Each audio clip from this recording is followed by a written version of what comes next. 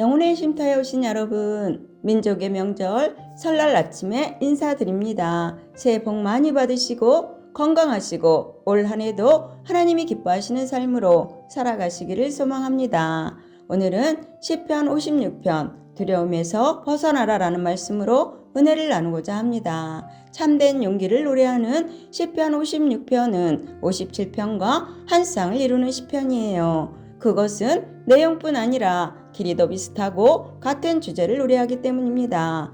표제문에 다윗의 믹담시라는 말은 황금시라는 의미로 다윗의 시편 중에 가장 아름다운 시 중에 하나라는 의미예요. 또한 인도자를 따라 요낫 엘렘 로김에 맞춘 노래라고 했습니다. 이 말은 먼 곳의 비둘기라는 의미로 먼 이방 땅에서 고향을 그리워하거나 고향에 가고 싶은 갈망 때문에 생기는 아픔을 표현하려는 음악 용어예요. 그러므로 이 시의 배경은 다윗이 가드에서 블레셋에게 잡힌 때입니다. 사무엘상 21장에 사울에게 쫓기던 다윗이 도망치다 가드라는 곳에서 블레셋 사람들에게 붙잡히게 됩니다. 그런데 그들 가운데 블레셋 왕에게 저 사람이 사울이 죽인 자는 천천히요 다윗은 만만히로다 라던 다윗이라고 말하니까 다윗이 침을 질질 흘리고 미친 사람처럼 행동합니다.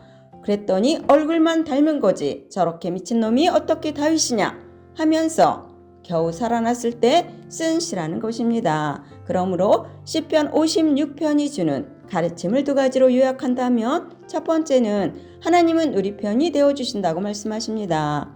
본문에서 다윗은 완전히 고립된 상황에 빠져 두려워하고 있어요. 그러한 상황에서 기도할 때에 그 누구도 자기 편이 되어주지 않아도 하나님은 끝까지 자기 편이라는 사실을 발견합니다. 다윗이 이 사실을 발견할 수 있었던 것은 그 상황에 드렸던 기도가 응답되었기 때문이에요. 이렇게 하나님은 하나님의 말씀대로 살기 위해 어려움을 당하고 있는 당신의 백성을 도우십니다. 두 번째는 우리는 하나님이 베푸신 은혜에 감사한다고 말합니다. 너무나 당연한 말이지만 과연 우리가 그런 생활을 하고 있는지 점검해 보아야겠습니다. 예를 들면 예수님께서 사마리아 지방에서 나병 환자 10명을 고쳐주셨을 때 단 한 사람만이 예수님께 돌아와 감사한 일에서 찾아볼 수가 있어요. 더구나 그 사람은 유대인도 아닌 하나님을 모르는 이방인이었죠.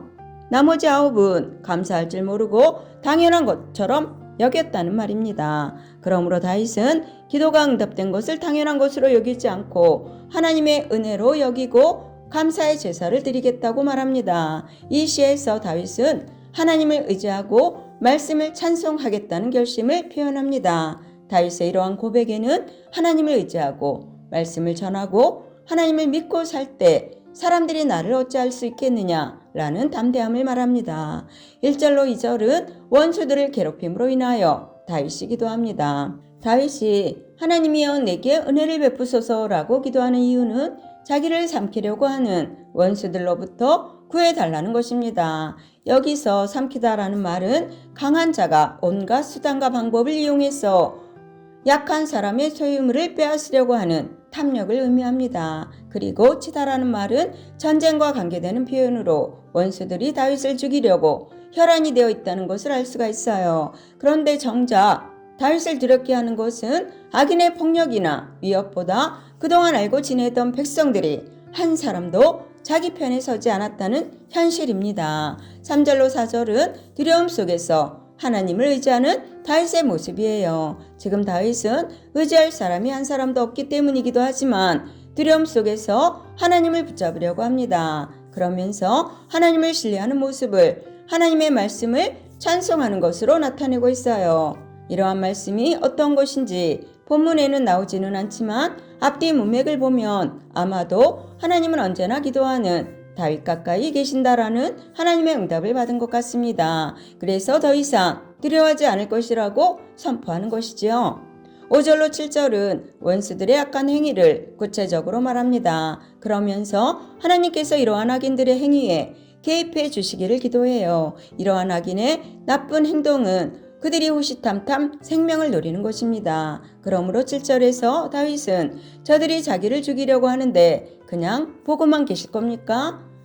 라고 기도하는 것입니다. 분노하셔서 그들을 낮춰달라고 간청하는데 놀랍게도 그 원수들은 다윗과 함께 지내던 백성들이었어요. 8절로 11절은 내 편이 되시는 하나님에 대한 신뢰의 고백입니다. 다윗은 자기의 유리함을 곧 헤매이며 다니는 것과 슬픔으로 인해 흘리는 눈물을 하나님의 눈물병에 담아달라며 자기의 상황을 고백합니다. 하나님께서 반드시 응답하실 것을 확신하기 때문이에요. 그래서 8절에서 그가 기도하는 날은 두려운 날에서 기쁨의 날로 바뀔 거라고 말합니다. 그렇게 세상이 우리를 고립시키려 하더라도 하나님은 끝까지 우리와 함께 하십니다. 그러면서 11절에 사람이 내게 어찌하겠느냐? 라며 흙덩어리에 지나지 않는 인간들이 나를 어찌하겠는가? 라고 당당하게 노래하는 것처럼 하나님의 자녀들은 어떠한 위험을 만나더라도 두려워하지 말고 하나님을 두려워하는 삶을 살아야 하겠습니다. 하나님 앞에서 어린아이처럼 울 수 있는 사람만이 사람들 앞에서 담대할 수가 있다는 것을 알아야 합니다. 마지막으로 12절로 13절은 사망에서 건지신 하나님께 감사를 드립니다. 다윗은 하나님이 자기를 원수들의 압제에서 반드시 건지실 것을 믿었어요. 그러므로 하나님에게 약속했던 서원을 이행할 것이며 그것은 감사하는 예배인 감사제로 드릴 것이라고 말합니다.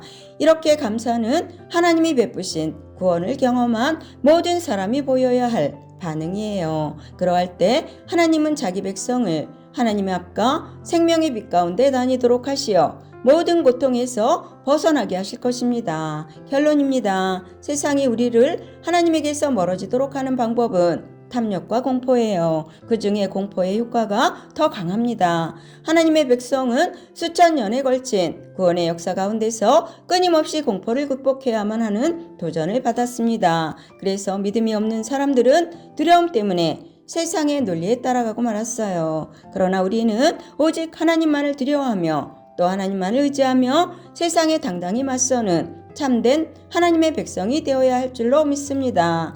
영혼의 쉼터를 사랑하시는 여러분도 여러분들이 드리는 기도를 들으시고 응답하시는 하나님만을 두려워하며 하나님만을 의지하며 세상과 담대히 맞서는 참된 하나님의 백성들이 다 되시기를 예수님의 이름으로 축원합니다. 아멘. 감사합니다.